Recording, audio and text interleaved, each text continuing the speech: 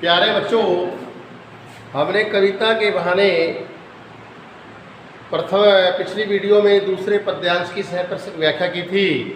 अब हम तीसरे और अंतिम पद्यांश की सहप्रसंग व्याख्या कर रहे हैं। कविता एक खेल है बच्चों के बहाने।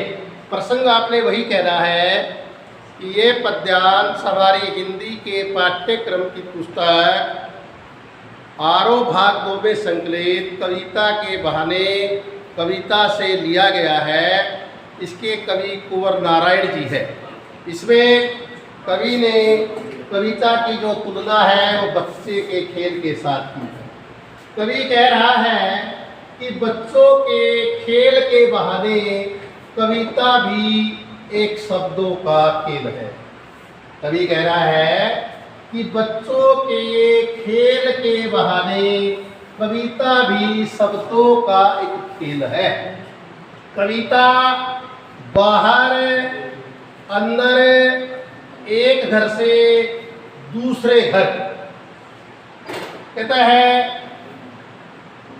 दोबारा देखिएगा, कविता एक खेल है। कहता है कि बच्चों के खेल के बहाने कविता भी शब्दों का एक खेल है।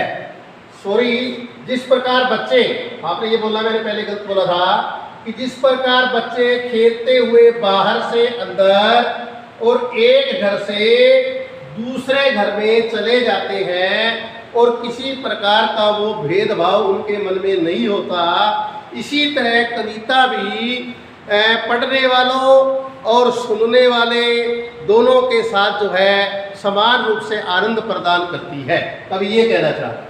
दोबारा देखिए, कवि कह रहा है कि बच्चों के खेल के बहाने कविता भी शब्दों का एक खेल है। जिस प्रकार बच्चा खेलता हुआ बाहर से अंदर एक घर से दूसरे घर में चला जाता है, उसके मन में किसी प्रकार का भेदभाव नहीं होता, उसी तरह कविता भी सुनने वालों और पढ़ने वालों को समान रूप से आनंद प्रदान करती है। और सब घर एक कर देने के माने बच्चा ही जाने। कहता है कि जब बच्चा जो है सभी घरों को एक मानता है, वो किसी भी प्रकार का भेदभाव नहीं करता।